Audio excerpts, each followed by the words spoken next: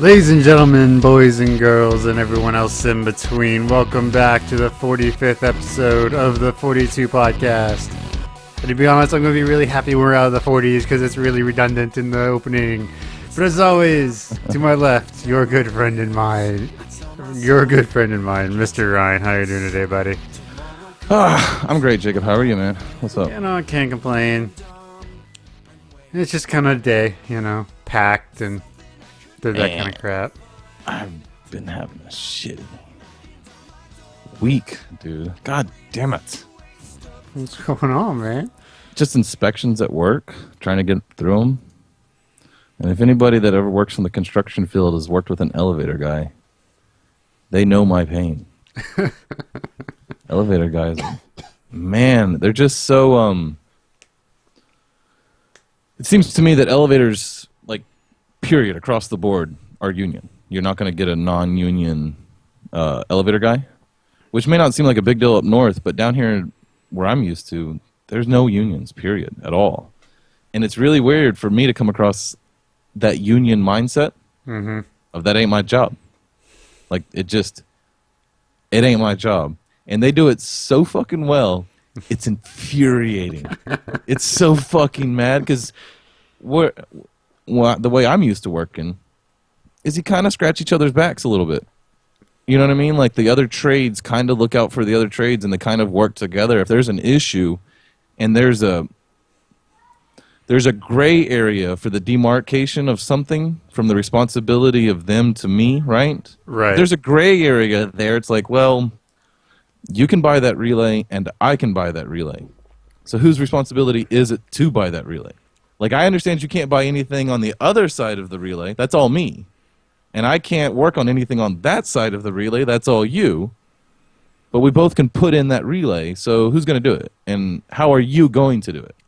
And I'm Am sure I just you going to see a lot monitor of your the, shit? do you see a lot of the same guys over and over? So you're like, hey, I got you last time, so you get us this time, that kind of deal?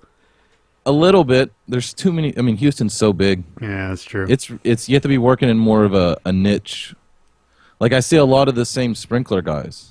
And a lot of the guys that put hoods in kitchens, those big vents that suck up, and they have industrial kind of kitchens. Yeah, I work with them all the time. But even then, it's like, I'll do 30 jobs and I'll see the same guy twice. You know what I mean? It's like, so it's not even that normal. Right, okay. But yeah.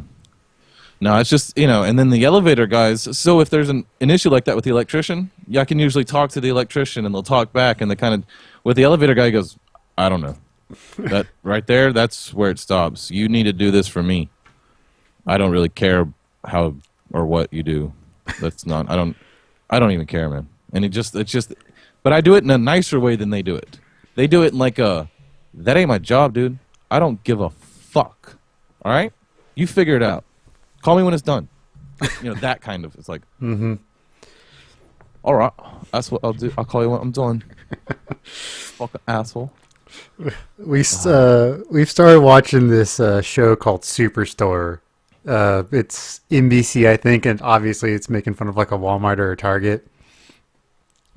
The manager is going through the manager handbook, and it's like, what to do if you hear a union, what to do if you think you might have heard union, what to do if you think you might have heard, you thought you heard union, what to do if someone accidentally said union. Right. I guess Walmart would lose their shit if the workers unionized. Oh, they couldn't afford it. Yeah, it'd be over. That's why they pumped they could afford the pay bump, but they can't afford a union. So, are you excited for this weekend? Yes. Yes.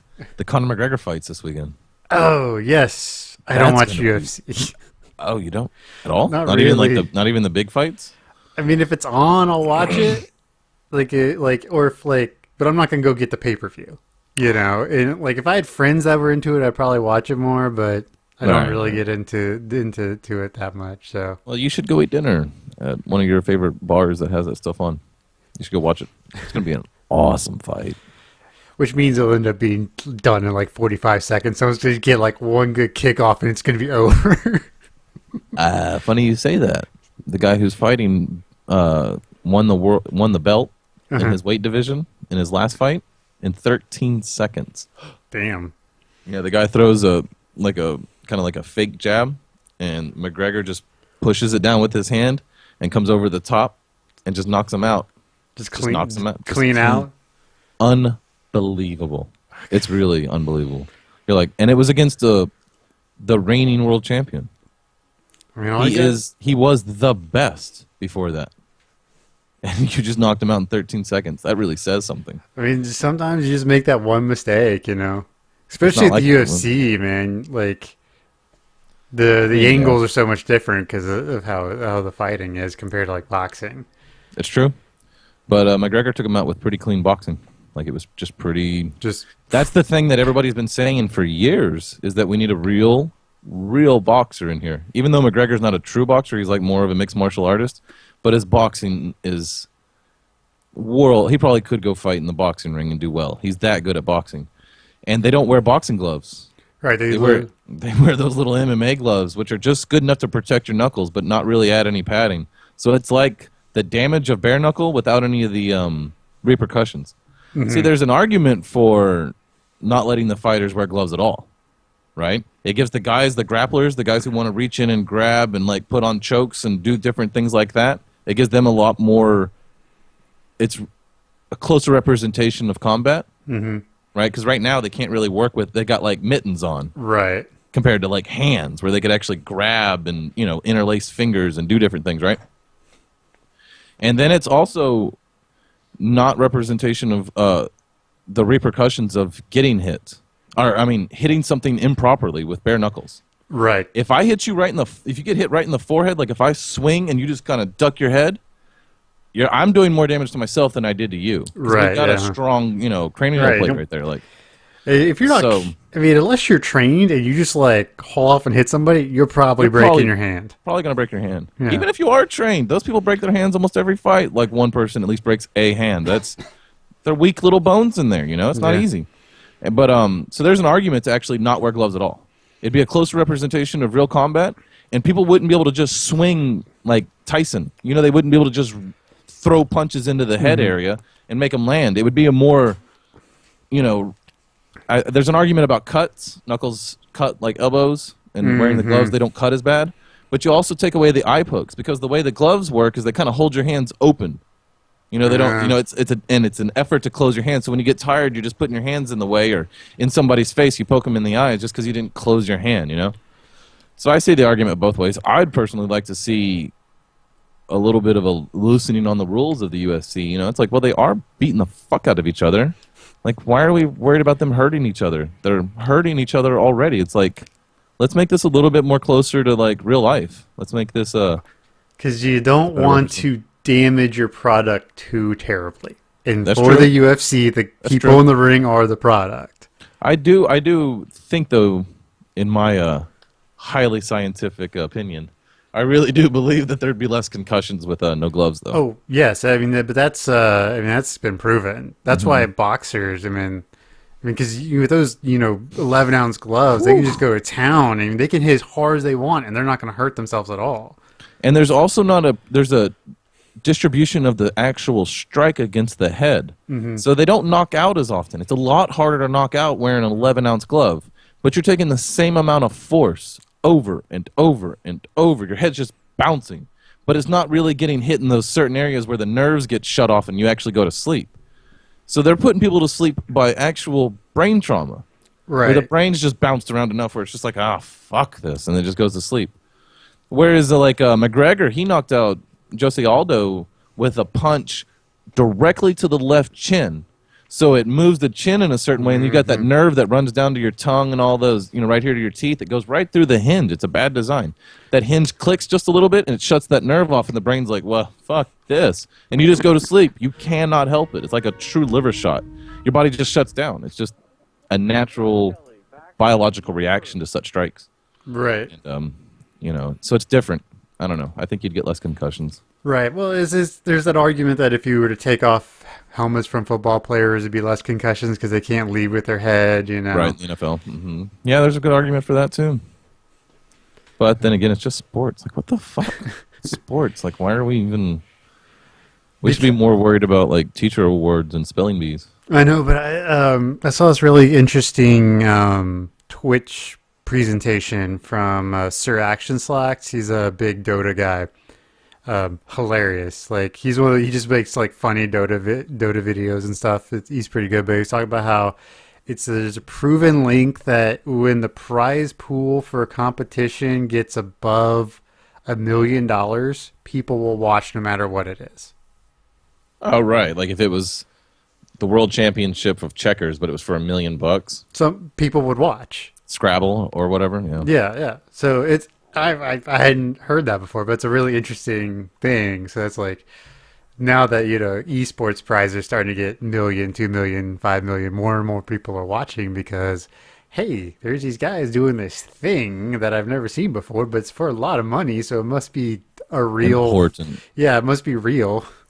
So that begs the question: that's potentially leads into a snowball effect, right? So you finally make $1 million, you do a tournament, a lot of people watch, you have enough capital to do another tournament for another $1 million, but this time you have all of this proof, like look how popular we were.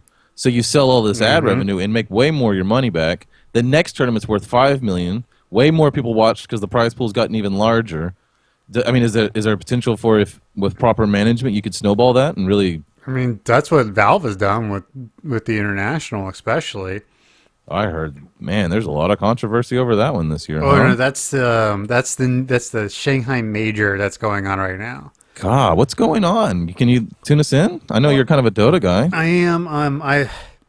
We're still in the house buying process, so I played like 2 Dota games in the last month. If for anyone who's listening to this podcast, it's a severe drop off from where I have been the last year or so.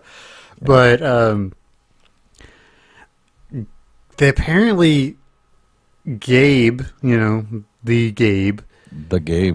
Godfather, Gabe Newell. Is that? Yeah, that's his name. That's his the name. archangel of video gaming. Yeah, so he apparently didn't he watched one day or something of the production of the qualifiers for the Shanghai Major and fired the production team on the first day. So they're having to scramble and get everything going and get a new production team in, and apparently it just wasn't very good. The thing is, so what? Who's in the right there? Should they have left the team in until after the major and just let them do miserably, or should Gabe stand up and be like, "Look, we're not going to stand for this. It was a shitty product, but well, I mean, I respect a guy who can pull the trigger. Right? Fuck it, this is wrong. It's like, oh, I love somebody who can just crash a party and go, "That's my responsibility. I'm bad. I didn't put that. I didn't do that report. I didn't sign that piece of paper. I didn't. I like people who can take responsibility for shit." Let's see I'm trying. So the prize pool is $3 million US, and that is a lot of that is fronted by Valve. Yeah. Okay. So sure. I mean, so they have a lot of money on the line. They've been putting a lot of money in. The last 2. So in August was the international, and that was impeccably done. It was one of those times where you watch and you go, "Yep, this could be a real sport." Really? The guys were on top. I mean, there was still some nebulous stuff with the whole, actually what Dota is, but the quality of it. I mean, it was crystal clear, streaming HD. It was really well done. All the commentators are really professional about it. Still had fun, but they were pros. And then it got even better for the next major in Frankfurt. And so I think he saw one day and said, "Nope, we can't go backwards." So he just fired him. Okay, well, I guess I'm in. I'm on Gabe's side. I mean, I'm sorry that the major was ruined for everybody that had some stake or were really looking forward to it, but I think the only people... No, I mean, they're still streaming it and broadcasting it and producing it. They're just... another team is doing it. So the only people who really lost out was the bad production team. And apparently they had a rough couple of days, but they got everything smoothed out, and apparently it's going really well now.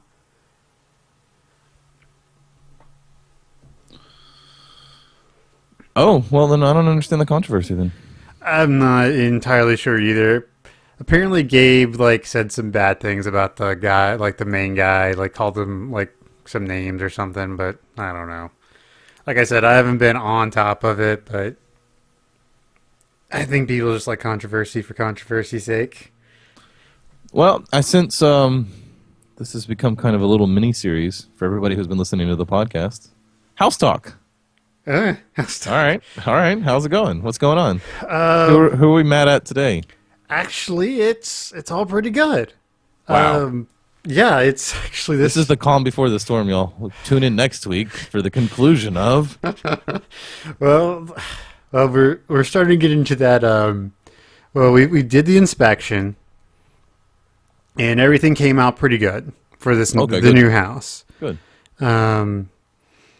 We're Not falling apart, you mean? right. The loans were tentatively approved for the loan. The appraisal has happened. The only real issue is the radon is a little high. So, like, what's considered above a normal threshold is a 4.0. I don't know what that 4.0 stands for. I just know it's a 4.0. Mm-hmm. And it came into a 4.1, which we're told that once it warms up, it'll drop below normal levels. It's just one of those things, with an older home. And if we really, and they're going to pay to do a year-long study, and so we'll actually be able to see, what it is over the year. Radon? Radon. Radon. Sounds radioactive. Yeah, I think it is. But like every house every building has some level of radon. But so, well, other than that, it's going pretty good. It's weird. I was joking with my wife today about our loan officers. Like, I have slept with people who knew less about me than this guy does. This guy's got 2 years worth of W-2s, 2 years worth of tax forms, 90 days worth of pay stubs, 90 days. 3 months of bank statements. So it's, yeah. Never mind. But yeah, so it's a weird feeling knowing someone's looking at your bank statement that hard. That is weird. Your credit, they're looking back at all the decisions you've made, all the weird things you bought at sex stores or off Amazon that you didn't think nobody was ever going to look at. And you're like, oh, damn it. Yeah. Yeah, they're never going to sell us a house. Don't even bother. Hey, man, they don't care. As long as you can pay for it, they don't. Yeah, that's right. Like, sex toy, paid. Awesome. On credit and paid on time. Done. But, like, the what's crazy to me is the income to debt ratios that you could have and still be eligible to buy homes is insane. You can have, like, 40% of your income be going to debt payments and still be eligible to buy a house. Like, how? And another thing they don't get is they use gross income and not net income. So they use your pre-tax, like if you have a 401k or whatever, they use that income instead of what you're actually bringing home. Because I lose a third of every paycheck to taxes and 401ks and everything else. So like my income looks a third higher than it actually is. Wow. Well, I guess it's good for somebody like you who's willing to be responsible with your money. Yeah. It allows you to do a little bit more. But, yeah. And the nice thing about I'm not going to have like crazy good internet, which is sad. I was hoping for it, but they won't give it to me. So I'm going to do Comcast, which, but it's better than it's better than nothing. Apparently, you can pay $30 and they'll give you unlimited data. So if that's the case, I'm just gonna be like, here, take my $30 a month.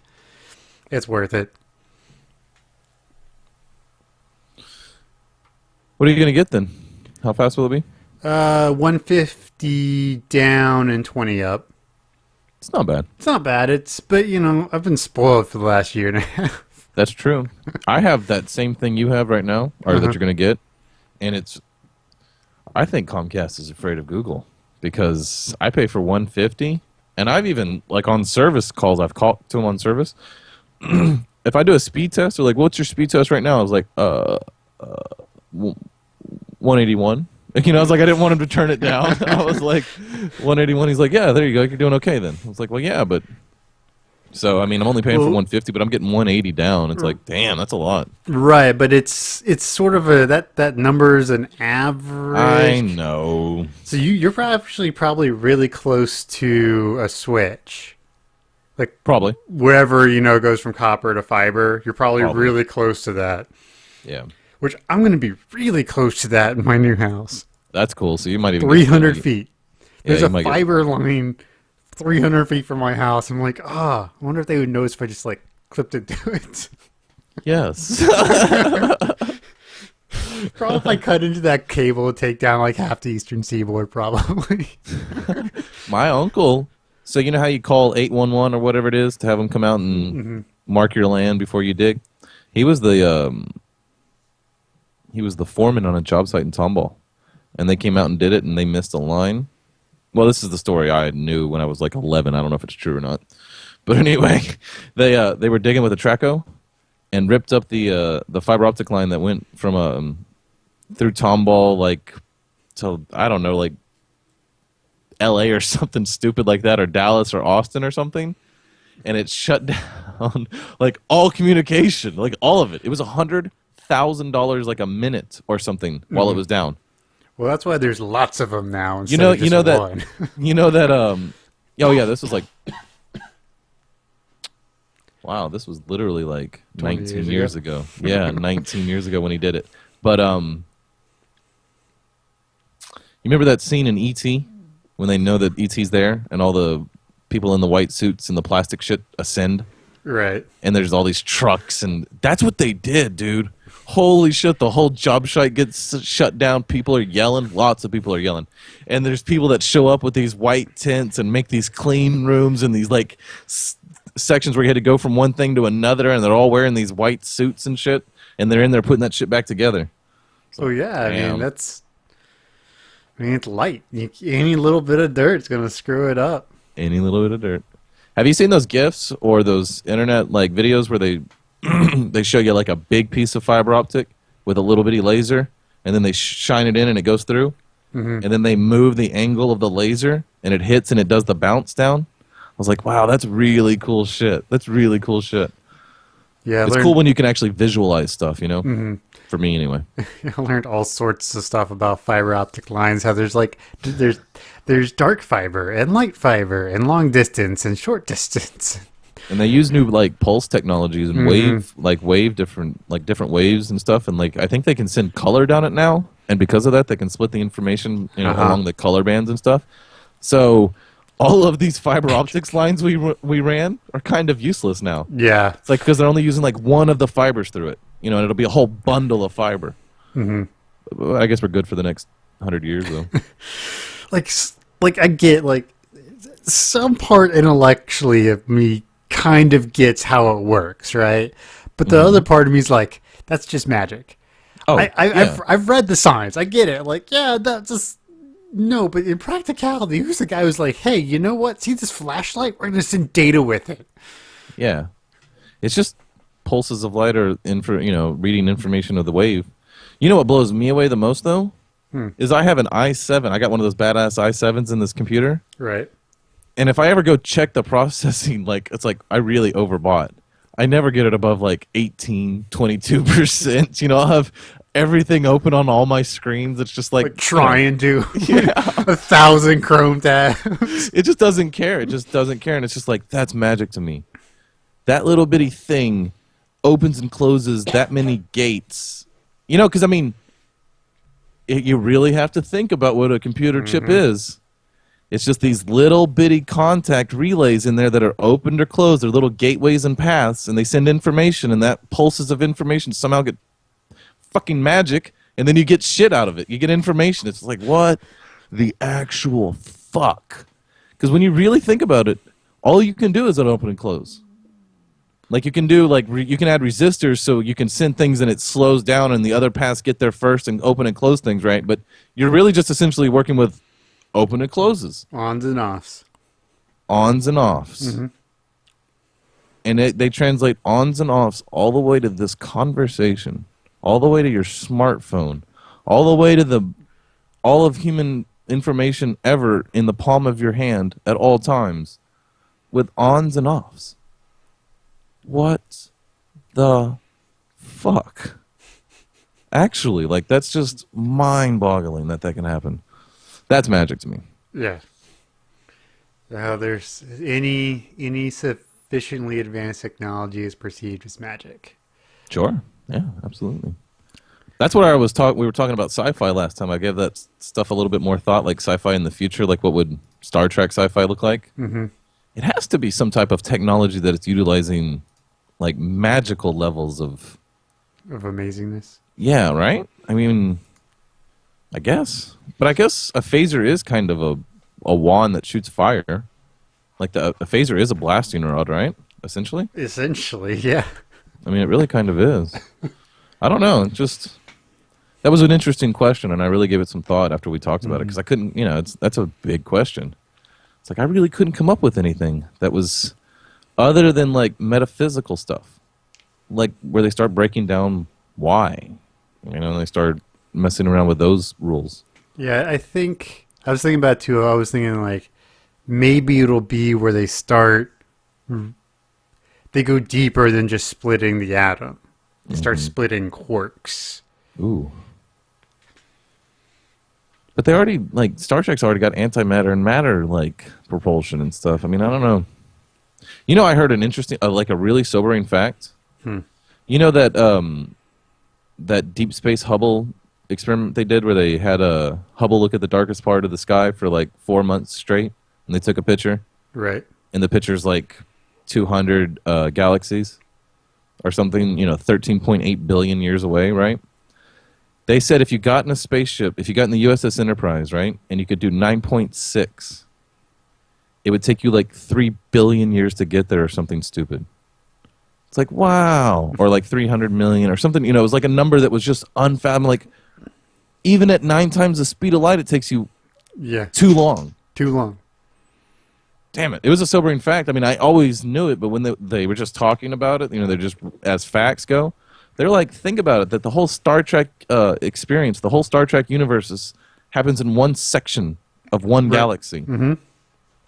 Yeah. Well, unless you count Voyager, but, That still doesn't really, I mean... Right. But, like, all of TNG, DS9, and, well, besides the wormhole parts, and TOS all happen inside the 1/4 of the Milky Way. 1/4 of the galaxy.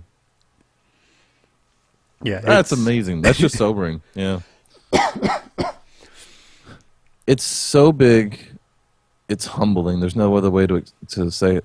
Yeah, the only way we're going to get to another galaxy is wormholes. That's it. The folding of space. Right. They think we might be able to just bend space all the way to each other. Well, that's essentially what a wormhole is. What? What the fuck are y'all talking about, you shut up, crazy bastards? Oh, so I saw something cool, well, kind of cool today. At least it's cool for me. My first piece of software that had an Oculus Rift button. Nice. Yeah. That shit's real. It's happening.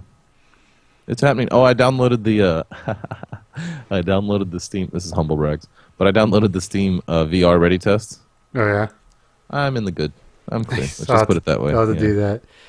I ran, my average frame rate was like 119 or something. So I'm like, well, they want, at least above 90. But the higher it is, like at 120, the experience is way better than at 90. Like, way better. Right. If you got like a 980 Ti, you can get like 160. Yeah, I was reading this story about how they've ported Minecraft to Oculus. Which is going to be the killer app, right? So sexy. So sexy. That would be so much fun. This guy was like, it's really fun, but it's really hard for your brain to handle. Because it's never seen anything like this before. Even in the low-res graphics, there are too many things going in different directions that your brain is, like, you've never seen going in that many different directions at one time in the air and underneath you, and it's hard to handle. Blake did it. He was up there at one of those like Comic-Con kind of things here in Texas, and they had an Oculus Rift thing going on, and they had some really cool game you could play. But then around the corner, they had this really shitty game you could play, and nobody was in line for it. And Blake's like, well, I just want to put the helmet on. I just want to look around, so let me do this one.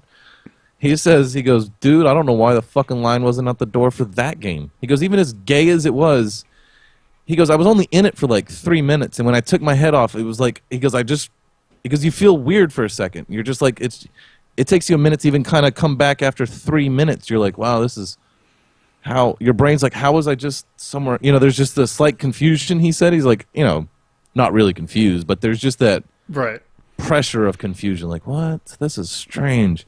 He goes, dude, it was real life. He goes, it was so strange. He goes, the graphics, you could look at it and you're like, wow, those graphics are shitty. This world is low res. He goes, but there was no part of your brain that was like, this isn't a real world, though. Like, it might be a low res world, but we're in it. Hell, holy shit. He goes, man, shit's way more intense. You race in the car and you look beside you and the noise and the car's right there. And he's like, your heart just races and your palms sweat. And he's like, dude, you get into it. Like, no problem. Really into it. He goes, the only thing that's really confusing is when people outside the world talk to you and you try to look at them because you're used to being able to play video games and look away. And then you just look in the world and your mind's like, I can't figure this out. It's just like, he goes, it's going to be an issue, man. He goes, I'm not sure this is actually, you're going to read stories about people like causing psychosis and different shit over this stuff. It's going to be really. People are going to go in and never come out, man. Did you see the videos of that company that took Oculus to the porn convention in Vegas? And people were putting it on? Not a single person took that thing off and didn't go, holy shit, dude. What a game changer. It's like, yeah. Wow, what a game changer. That's going to be crazy. Man, it's here, dude. The Oasis is coming. Yeah, I mean, I got to do an Oculus demo about 2 years ago. So, like, on the original, the bad one, right? The bad one, yeah. And it was something else. Even then, it was something. It wasn't, from what I can tell, I was probably only in for about a minute. And it was also a demo, so I was just like looking around and watching things going. But I mean, it was intense. Yeah, I'm so excited. But from what I can tell from like the second version, the one that's out now, or is it version 3 that's out now? Like the consumer version. Consumer version is coming out. It releases in April. But if you pre-ordered it now, you probably wouldn't get it until the end of July. Right, but is it it's the done one. It's the one that right. But I'm just trying to think which real iteration they're on. Third, the DK. Okay. You could buy the DK1. Well, I guess the DK1 would be the second iteration because they built like the prototype. Mm-hmm. We could buy the DK1. We could buy the DK2. Now they're giving us Oculus. See, I would have been on DK1. Yeah. Uh-huh. Yeah, and that was unreal. It looked like you were looking through a screen door and kind of, but now it's. He was like, dude, it's really, really amazing. Really amazing. He was raving. He just talked about it for a long time. It's like, I got to do that. Yeah. I wanted the Vive, but did you see how much they want for that bastard?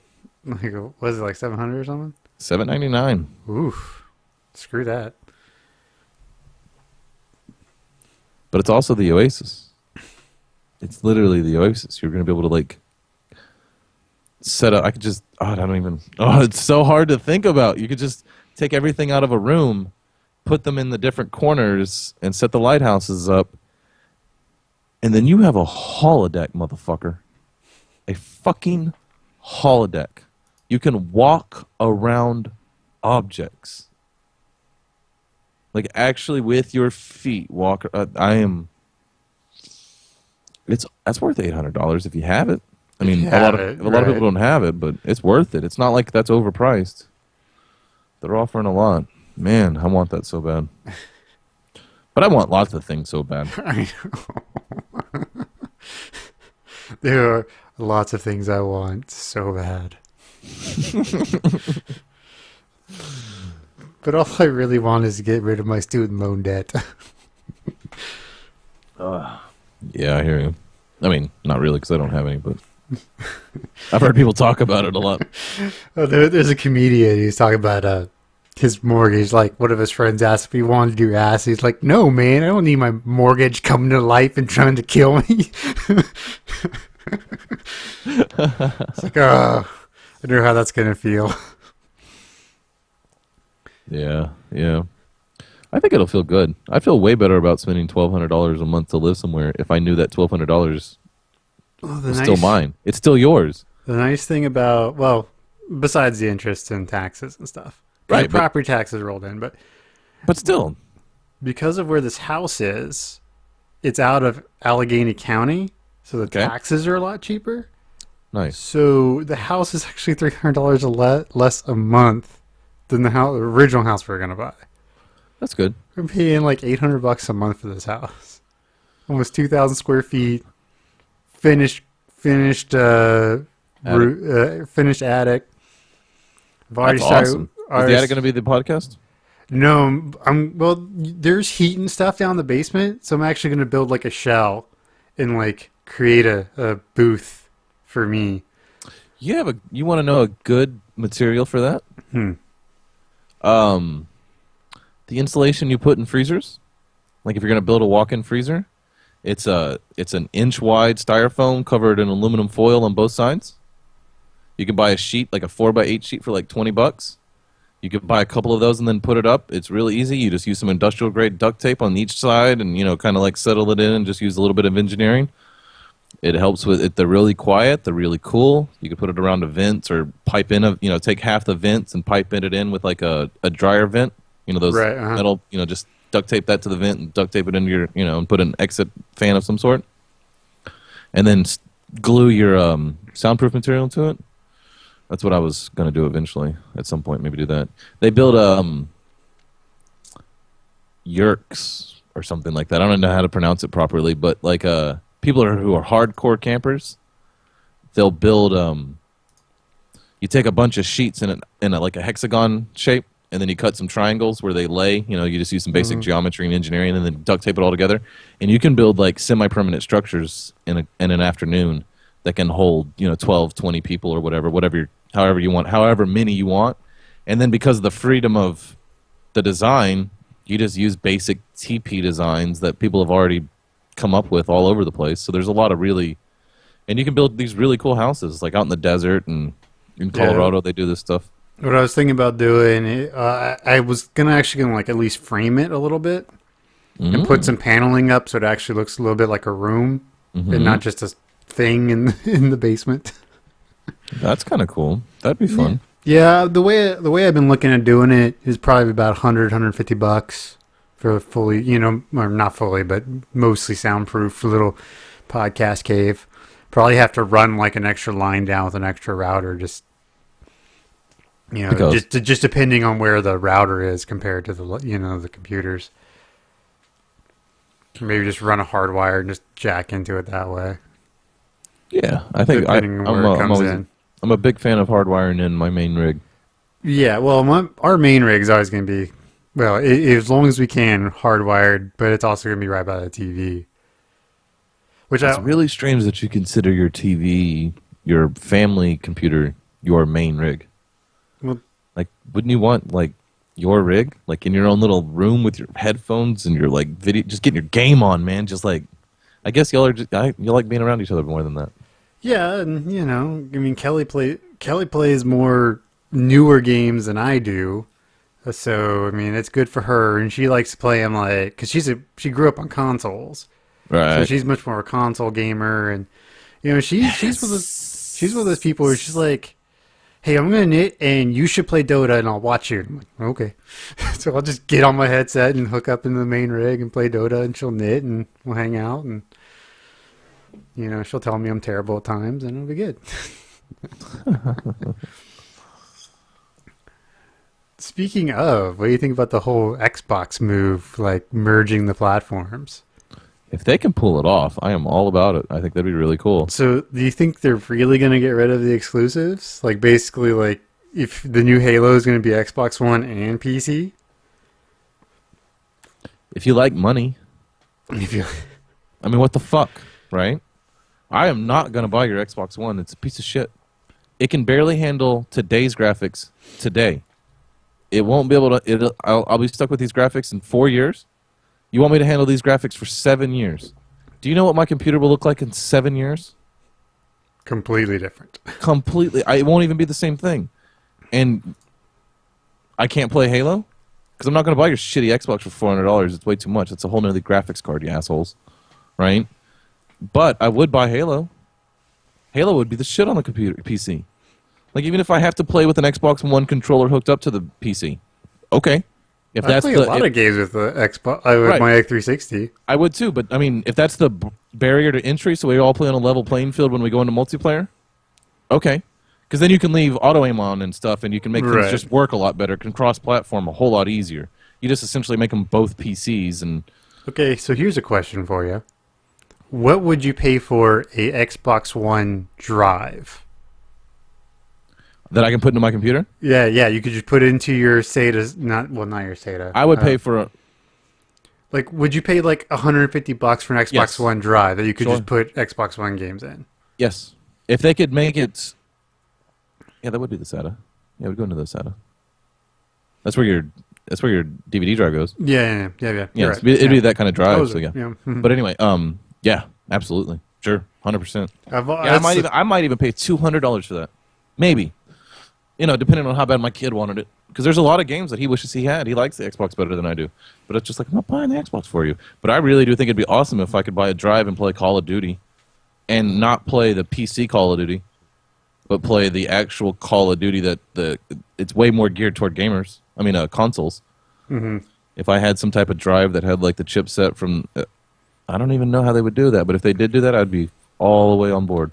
Well, I mean, if they're gonna, because they were talking about going to universal apps, I know. And if Across their that's- whole system. which is huge. They mean it. Not just like from their, I thought they meant like their phones, their pads, and their computers. But no, they mean their servers, they mean everything. See, the Xbox was always the question mark. Because Yeah. they've been talking universal apps for 3 or 4 years now. Mm-hmm. A long time. And me and my friend, he's also a big Windows fan, even though we both have Androids, we're just like, I wonder if they'll do it with the Xbox. And they kind of teased it with like apps that weren't the games. Like you could build like a media app that was universal, but not like a game. But now you can. I think it's a strong move. And I also heard that the guy running the Xbox media or whatever, he had an interview and he was saying that he doesn't understand why a modular console wouldn't work. He's like, he goes, this could be the last console that we sell. He goes, we could be selling modular consoles from now on, where you're just simply upgrading. There's no way we can keep up with PCs if we don't sell the ability to upgrade the systems. You're going to need to be able to take out the graphics card of your Xbox and put a new one in if you want to play PC level graphics. Like, there's no other way we can do it. Right. And I don't understand why we couldn't do that. He's like, we sell them a shell, and then you just always build something that fits in that shell. You know? Right. Well, the answer is for a long time, most people didn't want to deal with it. They wanted to click a button, put in a disk, and go. That's still that'll still be an issue that I didn't even, because to me, I built a computer, so I don't mind. Because I mean, I assume that an Xbox would be super easy. It's like you push it in and it goes, and it like slicks out like the LG phone would, right? And you just you slide the whole thing out, and then you slide the new one in. So I'd really comfortable with that. But I could understand my neighbor who likes to shoot zombies, but doesn't even have a fucking clue how anything works. Yeah. He's like, I put that disc in, I turned it on, and I just turn it on and I turn it off. That's all I do. It's like, oh yeah, that could make sense. You sure you don't want to fix yours up. That would make sense. But I mean, they make like that new Far Cry. It'll run on a piece of shit computer that's way less powerful than the Xbox One. It looks like crap, but you can do it. Like they could also do that, where just the graphic settings and the processing power just keeps getting turned down for the older, generation, and then eventually it phases out. You can't. That old chipset doesn't. Well, how would they do? Yeah, there is a lot of issues there, right? You got to figure a lot of things out to do it that way. Right. I mean, eventually you would have to get people to upgrade. At least something. But, people are used to upgrading now. I mean, we're used to getting new TVs every couple of years, new phones, and so this way you just be like, you call the Geek Squad and say, hey, my Xbox is telling me I need a new this, and this. How much is it going to cost? And since you're not buying an entire system, you're like, oh, $100. Or you have like a subscription service that once a year in the mail you get the new graphics card and new chipset, and you just slide it in and send the new ones back to Microsoft. They could also do like a trunk club. They send you an empty box. You put your shit in, you send the box off, they send you a new one. You know, like Right. you could offer an upgrade service. For $30 a year, we'll upgrade your stuff plus the cost of the equipment. Right. Well, I mean, if I were Microsoft, and I think they could get away with it for like $20 a month, and once a year you either send your thing in, they send it back, or you just have them send it to you and you send their stuff back. You know, however you want to do it. I mean, that's actually probably the model they're going for. I'm okay with that. You know, and I'm okay Microsoft with being Microsoft and having everything else, they could have, you know, the $50 a month, right? Is every Microsoft service, period. Xbox, Office, you know, OneDrive, the whole kit and caboodle. I love OneDrive. It's nice. OneDrive is cool. It's nice having terabyte storage, yes. But I pay for that, so Yeah, I can understand. kind of. I don't abuse it. No. It's not I a just big- download stuff out of it. It's like, ooh, I don't do that. The I'll thing just is, look in there and I'm like, ooh, I'll take that. I could have like 4 different emails on it. Like it ends up being like 6 terabytes as cloud storage. It's awesome. But it comes with my Office subscription, which I can put on multiple PCs and stuff. So it's like up to 5 PCs of full Office plus a terabyte of cloud storage. Which if you look on it, if you watch Amazon, you can always get it for like $70 for a year. It's not bad. It's not bad at all, especially if you use Office. Which I do, and I love Office. I love Microsoft. I'm not gonna lie, I'm a bit of a fanboy. Yeah, I think so. I think a little bit. Which is really kind of strange because you were a fanboy of Apple there for a minute. Yeah, well, I mean, for a while, I mean, it was the iPhone or nothing. It was from the future. It was from the future, yeah. That first iPhone was from the future. It was from now. It wasn't until about in my opinion, about the 3S or 4 that other companies really started to catch up. Even the 3G, like the first, like the one with the curved black back, like that one. The first, yeah, I don't think the first Samsung phone that really cut it wasn't until you had the S5 or the Note 3. That was only like 2 years ago. Yeah, they weren't worth it until then. An iPhone was better. Yeah. But now I'd really argue with you that a Note 4 does not beat the new iPhone. Even a Note 4, which is an old Note, it's still better than the new iPhone. That Note 4 is a fucking awesome phone. I mean, I understand you might have some issues with Samsung's. You don't like the operating system, but golly, that phone itself is awesome. And it has the old style engineering in it like Apple used to have. It's like, I want to turn that off. I bet it's right here. Oh, look, the option to turn it off is right there. Look at that. I'll turn it off. That was what blew me away about the original iPhone. Yes. Everything Yes. made exact sense. I didn't have to struggle at all. It's like, well, I should turn the Wi-Fi off. Well, I bet it's right here. There it is. I'll be damned. And that's something that's not as true about the new iPhones. No. Because I was playing with my wife. She's got a 6S, and it took me a little while to find something. I'm like, no, Apples are supposed to be idiot-proof. Idiot-proof. Like, to the point where it was a luxury in the beginning. Yeah. Like, truly idiot-proof. It's like, oh, well, I bet it's right here. I'll be damned. It's like, how do I move an icon? I bet I would just hold on to it and then I can move it. It just made sense. You know what I mean? Everything just made sense. Like, well, how do I get that to stop? I bet I would just click the home button. Of course. Why wouldn't I click that? You know what I mean? It just all made sense. And I think that's what really helped fuel the rise of smartphones, which really fueled the rise of absolutely. the internet. Absolutely. Like, if you were to watch like 100%. internet users and smartphone users, I guarantee they run in tandem with each other. That's what made Facebook what it was, because the iPhone came out at just the right time for Facebook. Right. Yeah. Yeah. It was so weird. So, like, I graduated college in 2007, and not everyone no one had a smartphone, and almost only about half the people actually had cell phones. And That's hard to remember. In 2009, everyone had a smartphone. Mm-hmm. Less than a year, like a year and a half later, everyone had a smartphone on campus. It was super bizarre. You were one of the first adapters too. I got mine 6 months after it came out. Couldn't believe it. It was. I remember. I remember that at my birthday in Dallas. I was like, "This is from the future. This is alien shit. This is more proof of Roswell than a fucking transistor is. What the fuck?" I remember it could put us within like 3 blocks of our location, and we thought we were. It was just like, I can't fucking believe it. I can't.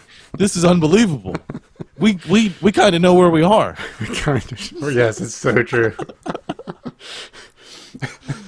It was using radio towers and Wi-Fi signals that Google Maps had, illegally scanned and shit. It was some old school shit, yo.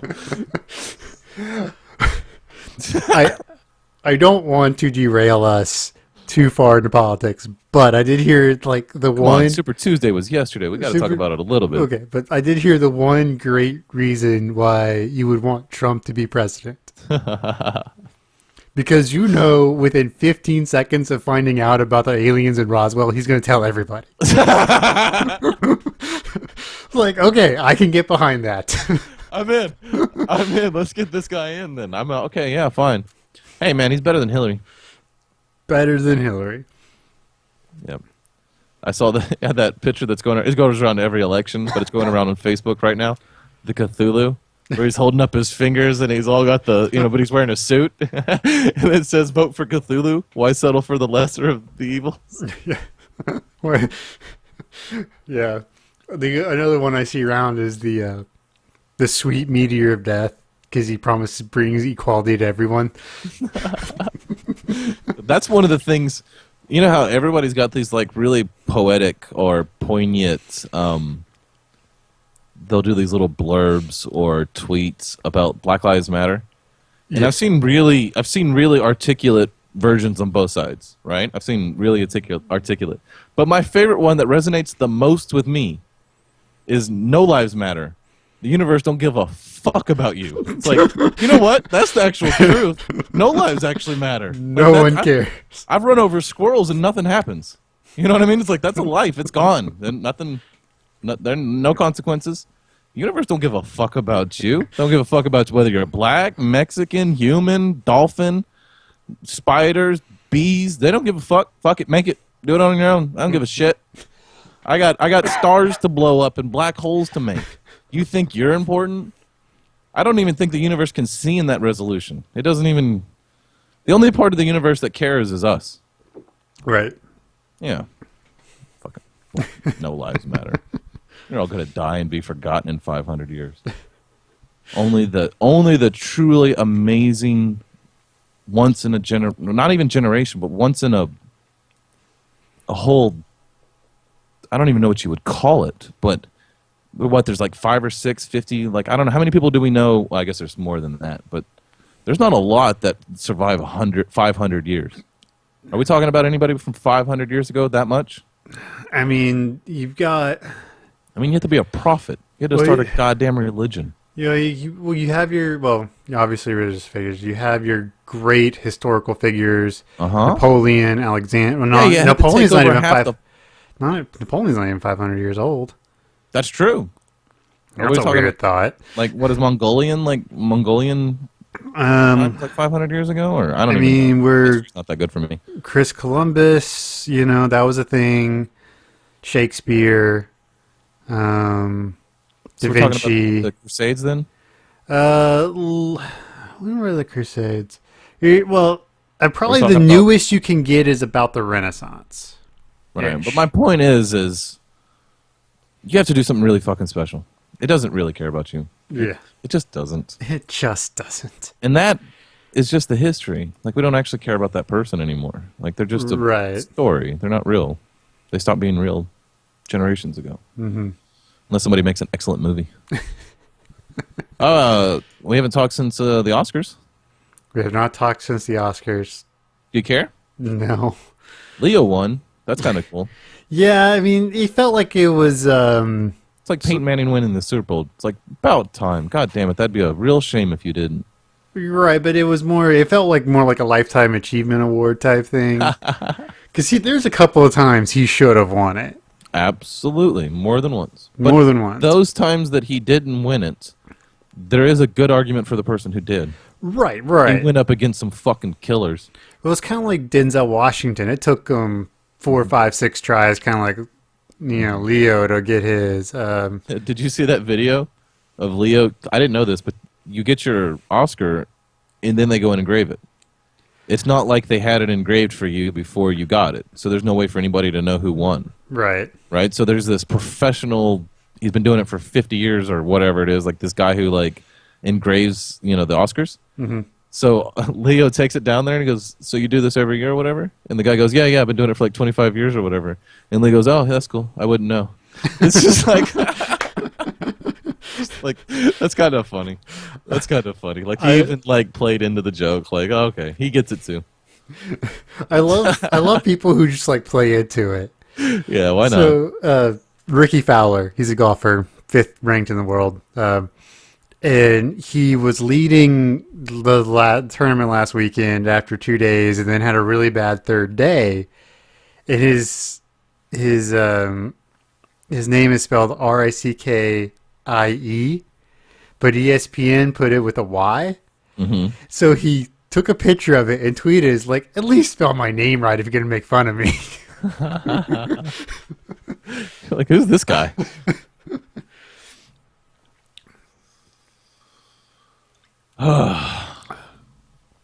What else we got to talk about, Jake? Anything interesting? Anything interesting? We might have found signs of a civilization in another galaxy. Yeah, too bad it'll take us 1 billion years to get there. Or I don't even remember what the number is, but I think it's like 300 years to even respond or something stupid. Like at the speed of light, it's more than that. It's like 3,000 years to respond. But we are getting mathematical repeating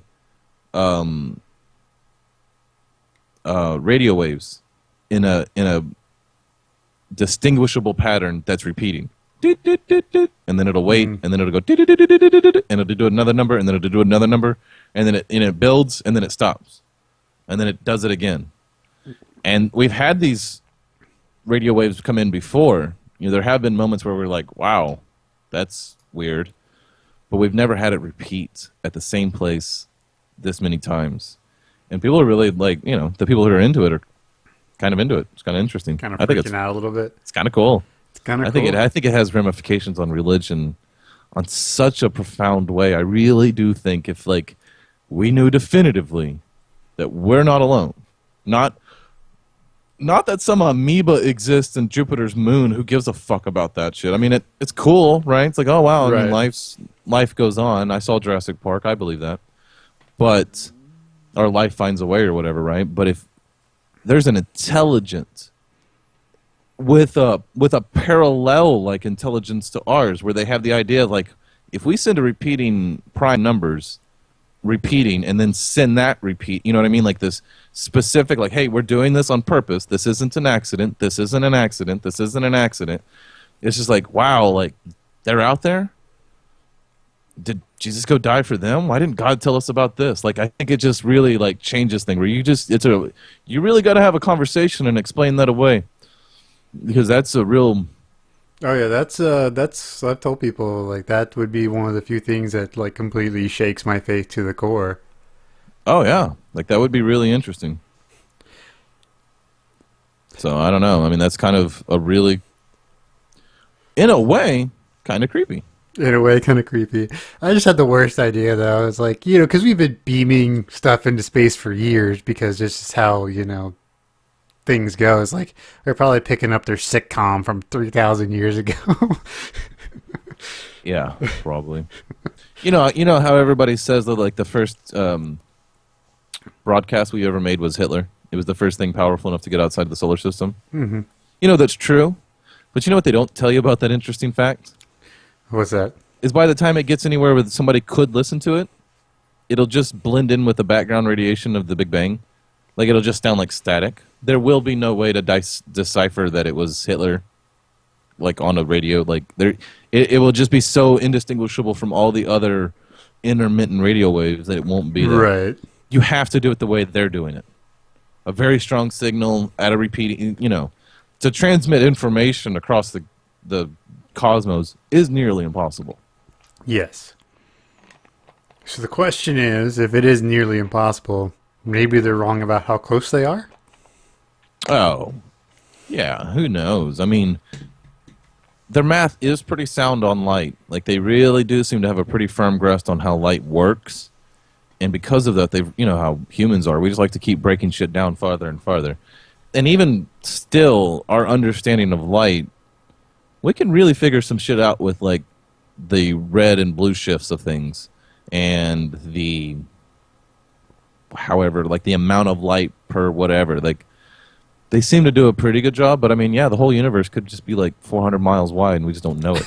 You know what I mean? Like, it could be, like, it could move in a weird way, like, if you get out there, but who knows? I don't know. I mean, it's from our observable, like, very close observable, where we can do experiments with spaceships and satellites and stuff, shit still seems to hold up pretty true. Like, the size of the universe does seem to be the size of the universe.